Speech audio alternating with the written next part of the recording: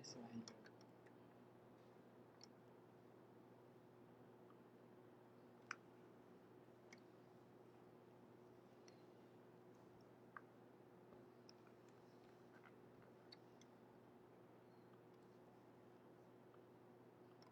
Okay, hello mga kapatid, kapamilya, kapuso, at mga convincers na nanonood sa atin ngayon. At mag-uusap po tayo ngayon tungkol sa microfinance ulit, no, kung paano magre-rebuild at magre-recover ang mga microfinance institutions ngayon na mayroon tayong kinakalaban na pandemic. So primarily, ang meeting po na ito, ang Facebook Live po na ito ay para sa mga microfinance institutions na nagbabalak na mag-restart ng kanilang microfinance operations amidst COVID-19. At syempre, alam na alam naman po natin na talagang sa ibang areas kasi ay nag-GCQ na at saka after sa May 18, no, that is a Monday, magsisimula na yung ibang mga areas na wala ng lockdown. At may mga microfinance institutions po tayo na makakapag-open na ng kanilang operations. At ito po, ginagawa natin para magbigay ng gabay para sa kanila on how to move with operations when mag-lift na ang GCQ or mag-ano na, no, mag-start na ang kanilang operations. Okay. So, ano po ba yung background ng microfinance operations natin sa SEDP? Meron po tayong about 8,000 clients doon po sa Agusan del Sur and Surigao del Sur na mga mahihirap na probinsya sa Pilipinas, no? And 88% of our members are women. So, nagtataka po siguro kayo kung bakit na 88% ang women, no? Kasi po, ang mukha po ng kahirapan ay yung mga kababaihan. At kapag ang mga kababaihan po ang tinulungan natin, sigurado po na mapupunta sa pamilya ang benefit na kanilang makukuha sa mga programs natin. Average age po natin ay 42 para sa mga members natin at half ng mga members natin ay less than 1 year ang kanilang membership sa SEDP. Okay? Tapos ito po ang member family profile natin. 77% ng ating mga members ay kasal, sila ay married. So, mapapansin nyo po na 17% sa kanila ay actually living in, no? Tapos 58% sa kanila ay medyo malaki yung kanilang family dahil greater than 5 po yung kanilang family household numbers. Ibig sabihin, 5 and above yung karamihan. And 58% of them have that size. Tapos, 72% ang may anak, tatlo pataas. So, medyo marami, no, ang panganganak natin. So, hindi tayo manganganib sa ating replacement rate para sa ating population. Ang sources ng livelihood naman po ng mga members natin ay mga self-employed informal sector na hindi po sila nagiging productive dahil sa mga quarantine measures na nagaganap, no? At dahil nga po dito sa lockdown ay marami sa kanila itumigil ang kanilang mga livelihood. Sila po ay mga vendors, mga farmers and fisher folks, sari-sari store, dressmakers, karinderya, animal backyard racing. At 95% po ng mga members natin ang kanilang loan na or kapital na nakuha nila sa atin ay less than 20,000 pesos. So ang focus po talaga natin ay yung mga tinatawag na nasa bottom of the pyramid o yung mga na talagang mahihirap. Okay? So yan po yung ating membership, source of livelihood nila. At ito naman na very interesting, ito ang economic role of women in the household. So isinasama po natin ito dahil tayo po ay nakikipag-ugnayan sa United Nations Women for Asia and the Pacific at tayo po ay tinuturuan kung paano magkaroon ng mga gender-sensitive and pro-poor, pro-women na mga programs para matulungan tayo. No? So sa ating pananaliksik, 57% ng ating mga members ay breadwinners. So sila yung main breadwinners. So talagang yung ating ano pala, na ating society ay medyo matriarchal pa rin. Matriarchal kasi 57% yung main breadwinners doon sa lower portion natin na ng economic status. And maganda rin naman, 62% sa kanila ay may mga bana, no, sa Bisaya, no, may mga husband sila na mayroon ding source of income. Pero mukhang maliit yata yung 62%. Ano, nasaan kaya yung 38% na yan? Ano kayang ginagawa ng mga husbands na yan? Ako, daw kayo sa akin, ha? Okay. So, ito po yung trend ng ating micro-enterprise closures, no? And ito po ay tinatrack natin mula pa noong March 19, nung nagsimula ang lockdown. So, makikita nyo po na since April 24 na nag-peak sa 69% ang closures ng ating mga micro-enterprises, ay bumaba ito to 57 and then 32% noong May 8. Kasi po, doon sa aming areas of operations Agusan and Surigao ay GCQ na. So, kasi classified sila as moderate risk in terms of COVID risk. Kaya, yun, may mga nagbukas na. So, 32% po ang kanilang closure rate, no? At kung titignan natin, no, hihimayin natin ito ng mas masusi. So 32% ng mga ano natin, ng mga 32% ng mga micro enterprises natin ay ano na no, huminto sa kanilang enterprise activities. At ang bumalik lang sa normal ay 5%. So nagbibigay po ito ng clue kung ano yung i-expect natin dito sa pag-lift, no, sa ating recovery and rebuilding. At mukhang yung aking hinala noon na talagang this is going to be a relatively slow recovery ay mukhang nagkakatotoo. Kasi 5% lang, no? Nagkaroon na ng GCQ at 5% lang yung bumalik sa normal ang kanilang mga livelihoods. Siyempre, ang gusto natin ay 100%, di ba? Na bumalik na sa normal. So, makikita natin yan kasi as we move along, ay mas mag-i-ease up na ang ating mga ang ating lockdown. So sana talaga ay masugpo na natin ang kalaban natin si COVID, no? Yan po ang kalaban natin, hindi po tayong mga kapwa Pilipino ang mga nag-aaway-away. At tignan po natin, no, 29% ang nagsabi na humina ang kanilang benta, 12% ang medyo humina, at 22% ang nagsabi na lubhang humina ang kanilang micro-enterprises o ang kanilang negosyo as of May 8. Okay. So, kaka-process lang po kasi natin ng ating research at ngayon lang po tayo nakakapag-report sa publiko. No? At ibabahagi na naman po natin ito sa media para po sana ay mas maka-cover tayo ng mas malaking audience. So ito yung confidence on the market, no, na nakita namin. So yung nagsabi noong April 30 versus May 8, no, na madami ang magkakaroon daw ng mamimili sa kanilang sa kanilang businesses ay 49%, bumaba ito to 31%. At dumami naman yung nagsabi na kumonti, no, yung kanilang mga mamimili. So from 44% naging 63%. So tapos yung wala is relatively stable naman yung nakikita natin. Tapos, kung titignan natin dito, no, mag-focus tayo doon sa May 8 na graph natin. Yung confidence sa market ng mga micro-enterprises, 31% yung nagsabi na madami ang bumibili sa kanila, 63% yung kaunti, at 6% yung wala. So, well, kung titignan natin yan, no, better na meron kaysa wala.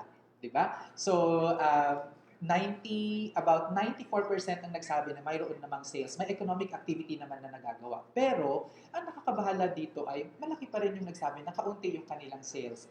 At 3 out of 10 lang yung nagsabi na mayroon silang madami ang kanilang sales sa kanilang negosyo. Okay. Ito naman yung sa confidence on the supply chain. Kumpara natin yung research natin ng April 30 versus May 4. So makikita nyo dyan ay halos pareho lang naman. 85% at 80% yung nagsasabi na meron silang confidence sa kanilang supply. Ibig sabihin, meron silang makukuhang supply para sa kanilang business.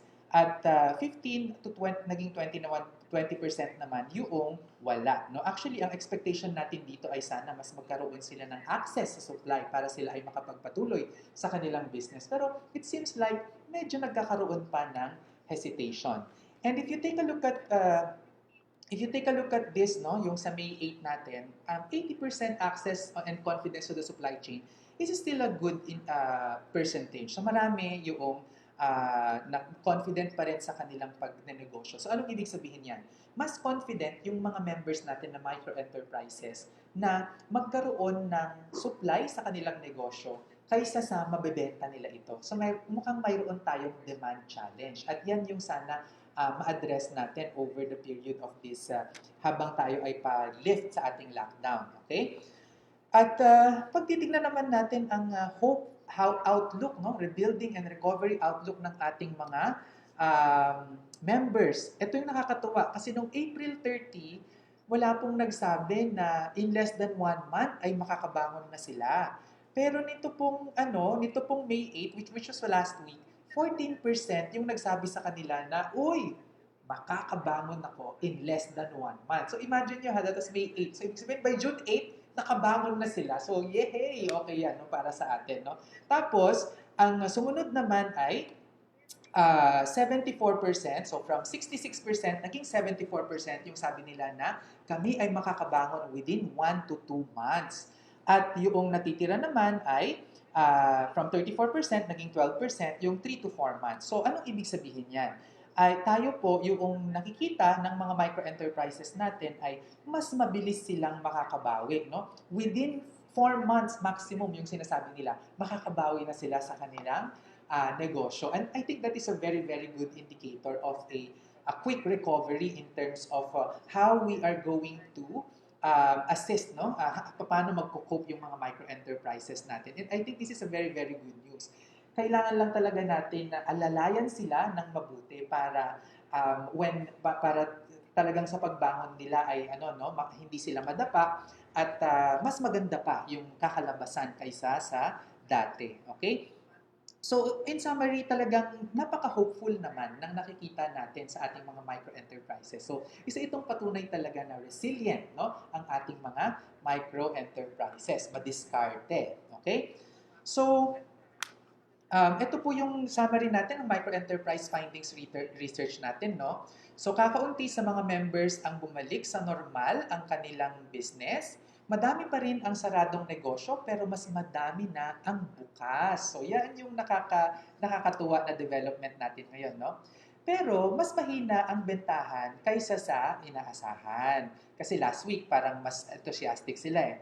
Tapos may makukuhang supply sa kanilang negosyo. At kaya nilang makabangon within 2 months. So, yan yung summary natin. At kapag babasahin natin siya, ay talaga namang nakaka-excite.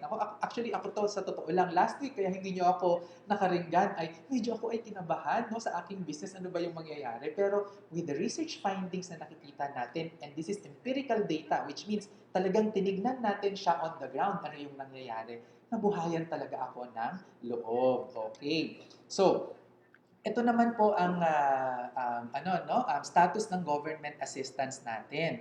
So makikita ninyo na yung sa relief goods natin ay almost everyone na po ang nakakuha. So 98% na ang nakukuha ng mga relief goods natin. Okay. And sa cash assistance naman ay 75% na. So almost there, no? Malapit na talaga. So I think kasi napakahalaga talaga ng cash assistance na yan. At kapag tayo nakikipag-usap sa mga micro-enterprises natin, talagang nakikita natin na cash ang pinakamabisang paraan para sila ay matulungan na umangat. Okay?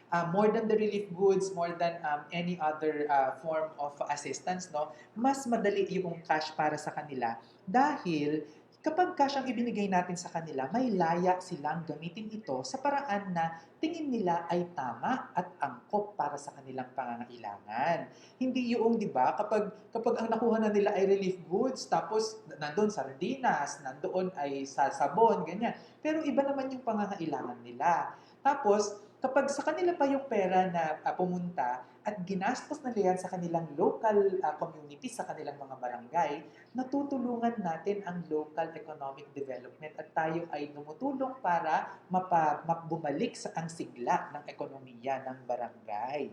Okay, so yan po yung ating government assistance findings. Ito naman yung assistance daw na kailangan ng mga members natin after the lockdown, no? At ito ay ginawa natin after April 30 at makikita ninyo sa taas ay 78 to 85%, 77 to 85% ang nagsasabi na cash talaga yung kanilang preference with the reasons that I told you a while ago. Tapos ang nakakatuwa dito, kung makikita ninyo, mapapansin nyo yan, no? From 35, naging 12, tapos naging 2% na lang yung mga ngailangan na relief goods. Actually, sa totoo lang, mas gusto ko talaga na cash yung naibibigay sa mga natin, no, sa mga sa mga micro-enterprises natin kasi mas nimble at mas madali, mas flexible na gamitin yun kaysa sa relief goods na yung ibibigay. Sana ay pagkatiwalaan natin ang mga mahihirap, ang mga low-income groups na kaya nilang magdesisyon on their own kung saan gagamitin ang cash. Okay?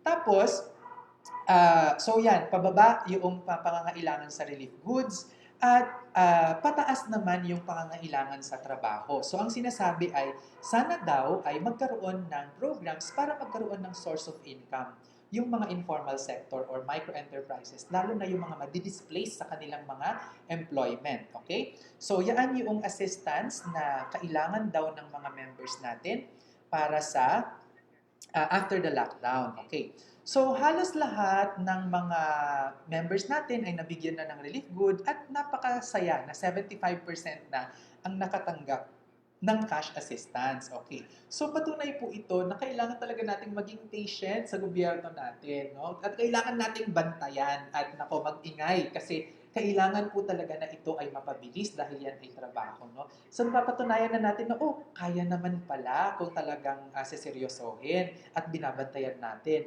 So, ang gagawin sana ng gobyerno natin ay mas gawin pa itong mas mabilis. No? Imagine kung ito ay nagawa natin kahit on the second week na agad-agad no, ng lockdown, nakapagbigay na ng ayuda agad-agad. I think tahimik ang mga tao at mas madali natin na pa-lockdown kasi ang mga tao ay nanatili sa kanilang bahay because they did not have to worry about their needs kasi mayroong cash at mayroon silang pambili sa kanilang mga pangangailangan. Okay. At 82% ang nagsabi na ang cash assistance ay hindi enough. Itatanong natin ito ulit no kung totoo pa rin ba ito. At ang relief goods daw na na-receive nila ay maglalast lang for 1 to 2 days. Okay. Tapos, yan, rice, canned goods, soap, yan yung common relief goods na nakuha. At yung nagsasabi talaga ay they prefer cash assistance and work after the lockdown. Okay. So as I am going through the slides, lalong-lalo na sa mga staff po natin dyan sa Agusan at Surigao, naku, maraming salamat sa inyo at napakagaling nyo ng mag-research. Magandang balita yan because this is another acquired skill for you. No? Na-upgrade natin yung skills ninyo in terms of data gathering. So, pupunta na tayo doon sa analysis level. Kaya ko kayo tinuturuan at pinapakita ko itong mga tables na ito ay para maintindihan ninyo ano ba yung mga ibig sabihin ng inyong data no, na ini-interview. So, kung meron kayong mga tanong sa akin, i-comment nyo lang. Yun, mag-comment kayo actually ng mga natutunan ninyo at saka ng mga questions ninyo. No? So, one question and one comment per staff para ma-check natin na talagang gising na gising pa ang mga staff ng SEDP sa Agusan at Surigao. Okay. So, ito naman yung financial behavior na nakita natin sa mga members natin, no? So, tinanong natin, ano ba yung mga coping mechanism? So, ano yung mga discarding ginawa ng mga members natin noong nagkaroon ng COVID? So, 44% yung nagsabi na sila ay nangutang. Okay, so tinanong natin yan. Mula nung lockdown, kayo ba ay nangutang? 44% ang nagsabi na sila ay nangutang. At 9% naman yung nagsabi na sila ay nagbenta ng kanilang ari-arian. Tapos, 47% yung nakakuha ng tulong mula sa komunidad. Kaya maganda yan, no? Kasi may pagtutulungan sa komunidad. Tapos, 54% yung nagamit ng kanilang savings at 85% naman yung mayroon daw insurance. Okay, so napakaganda ng mga findings natin kasi this is a profile of our members. At natutuwa ako kasi kalahati doon sa mga members natin ang nagsabi na mayroon silang savings, hindi sila kabado masyado. No? Mayroon silang savings na nagamit nila noong lockdown at mayroon silang aasahang insurance. At ito ay dahil sa serbisyo ng SEDP na ibinibigay natin sa kanila. Okay? So, pero syempre, pag i-compare natin, itong dalawang to, yung utang at saka yung pagbebenta ng ari-arian ay sana mabawasan in terms of coping mechanisms. Tapos, itong mga pagtutulungan, savings at insurance, yan yung mas dumami no, na ginagamit ng mga members natin sa kanilang pag-diskarte o para sila ay makakope sa mga disasters. Okay? So, tinanong natin sila, kailan daw ba sila magbabayad ng weekly payment? At makikita nyo dito, pulang-pula, 51% ang nagsabi na 4 weeks from now. So sa June na daw sila magbabayad ng kanilang weekly payment. Tapos, ang sumunod naman ay 18% next week, which is actually May 18 yata yan, no? Sa May 18, okay. Tapos, 2 weeks from now, so 21%, tapos 3 weeks from now ay 10%. So makikita natin dito na 2 weeks, 3 weeks, and 2 weeks, 1 week, 2 weeks, and 3 weeks from now ay mayroon nang pwedeng magbayad. Actually, last week ay nagsabi nila na meron nang may kayang magbayad ngayon. So, at dahil tayo ay isang official microfinance institution at nabigyan tayo ng authority ng Department of Trade and Industry na mag-resume ng ating operations, tayo ay pupwedeng mangolekta sa ating mga members ng kanilang weekly repayment, no? Tapos ang titignan lang natin ay syempre dapat ito ay voluntary dahil sila nga ay nagsasabi na sa susunod na linggo pa yung gusto nila or na tingin nila kakayanin na nilang magbayad. So yung focus talaga natin is 51% which is 4 weeks from now. So ang ating resumption ng full weekly payment na required na talaga silang magbayad ay after 4 weeks. Okay? So, tinanong din, makakapag-save ka na ba? At ito yung nakakagulat. Kasi pag titignan ninyo, from 29% noong April 30, lumundag ito to 65% noong May 8. So that means na mas magse-save sila kaysa sa mangungutang. Kaya nakakatuwa talaga. So, and this is a very, very clear example na yung mga members natin ay talaga pong talaga pong marunong silang dumiskarte at marunong silang humawak ng pera. And I am really thinking na ito ay dahilan sa mayroon silang cash assistance na nakuha mula sa gobyerno. Kaya kapag ikukumpara natin, from 71%, naging 35% po yung ating mga members na hindi makakapag-save. Okay? So, yan po yung ating situation on the ground. So, May 8, 65% yung ating mga makakapag-save. So, ano pong ibig sabihin yan?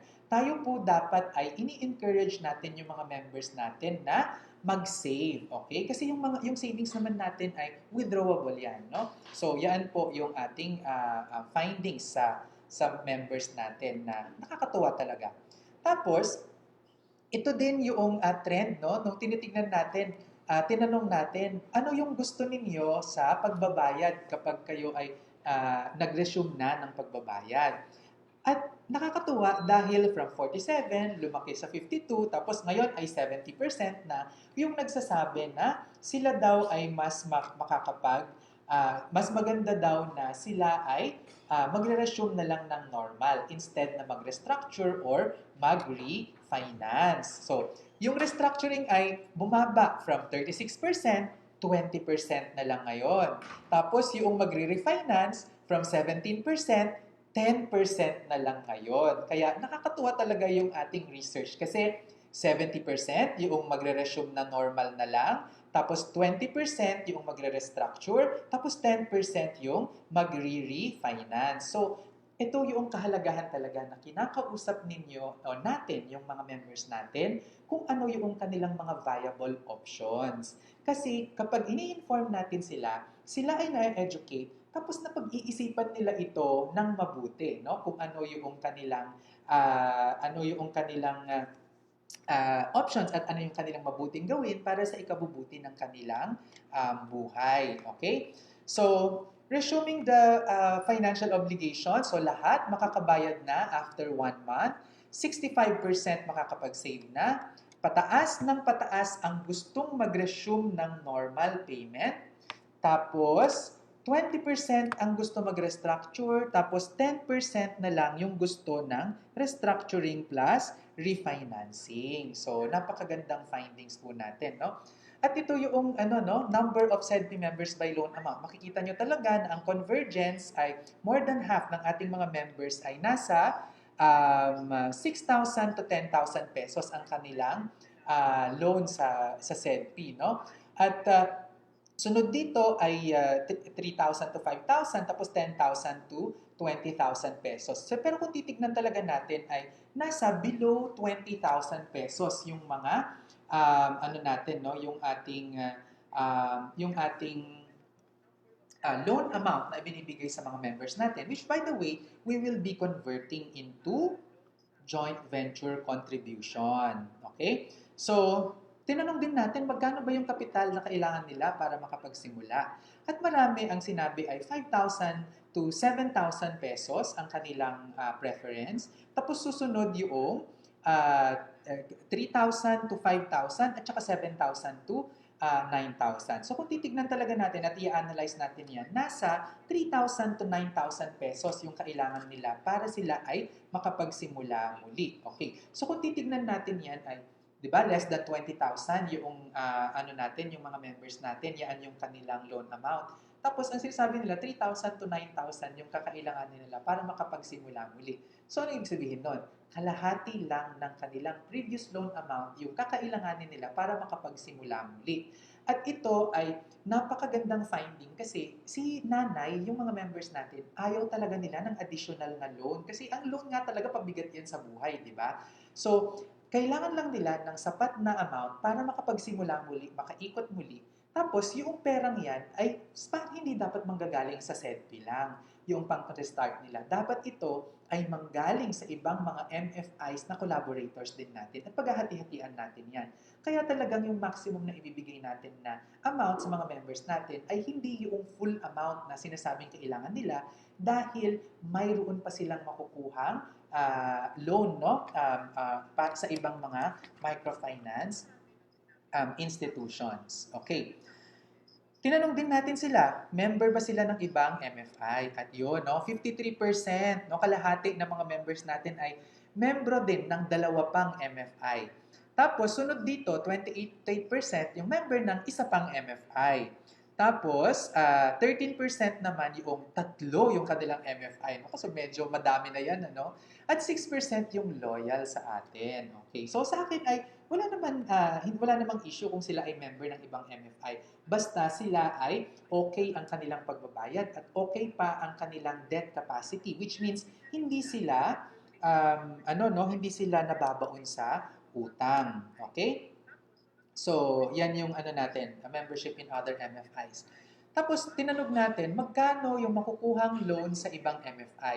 At kalahati yung nagsabi na wala daw silang makukuha. Okay? Tapos, pero kung titignan natin, kalahati din yung nagsabi na from 3,000 pesos hanggang greater than 11,000 pesos, may yung makukuha nilang loan sa ibang microfinance institution. So, patunay ito na talagang hindi lang SEDPI yung pwede nilang pagpunan ng financial support. So in terms of financial access, halos lahat ng members natin ay 5,000 to 20,000 ang loan sa SEDPI. No? Tapos, base sa research natin, kalahati lang ng loan nila ang kailangan nila para makapagsimula muli, which is 3,000 to 9,000 pesos. Members din sila sa 1 to 3 iba pang MFIs bukod sa SEDPI. At mas malaki na ang nakuhang loan, mas malaki pa yung nakuha nilang loan doon.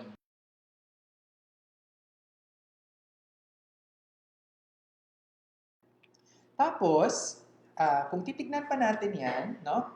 Kalahati ang hindi nakaka-access ng loan sa ibang MFI. So, yan yung ating findings. Tapos, 3,000 to greater than 11,000 ang makukuhang loan sa ibang MFI. Okay? So, yan yung summary ng findings natin doon sa research. Okay? So, ito naman yung mga magiging GCQ policies natin. At ito ay ito ay resulta ng research na ginawa natin, no? At interpretation doon sa research na ginawa natin. So, dahil mas marami na ang bukas na negosyo at nag-resume na ang voluntary collection, repayment, savings at saka SWEP sa members. So, emphasis po sa voluntary ang ating collection. Hindi po compulsory. So, habang GCQ, voluntary collection pa lang po tayo. Okay? Ang normal collection ay sa June 1, Lunes.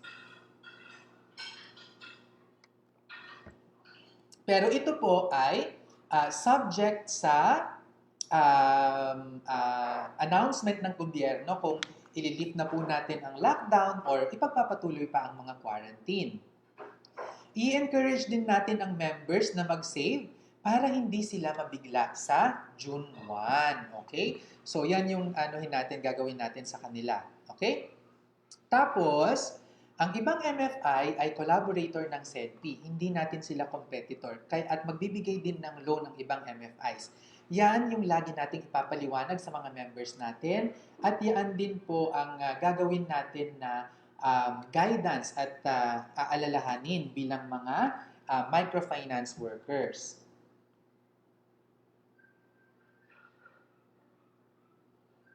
Simulan na ang paggawa ng CIBI para sa magpaparestructure at magre-refinance at gamitin natin ang ating loan application for that.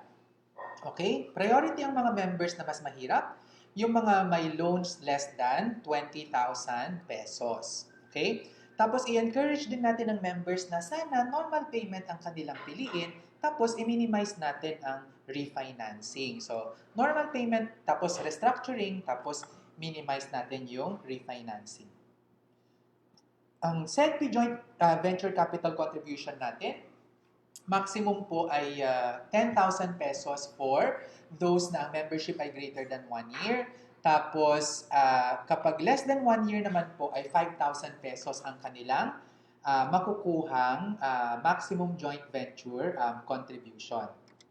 Tapos, ang eligible na joint venture po ay half of last loan amount while nasa GCQ tayo. Tapos pag na-lift na yung GCQ, then i-review po natin yan at maaari po tayong bumalik sa ating normal operations. Okay?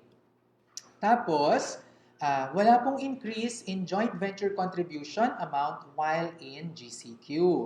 Kasi pantamlay po ang ekonomiya natin. Okay? So, mas i-offer natin ang 3-month term kaysa 6-month term para mapabilis ang pag-ikot ng ating operations. Tapos, i-emphasize po natin na 10% ang service charge for 3 months, 20% for 6 months. At ang weekly amortization natin ay same lang or lower than our previous amortization.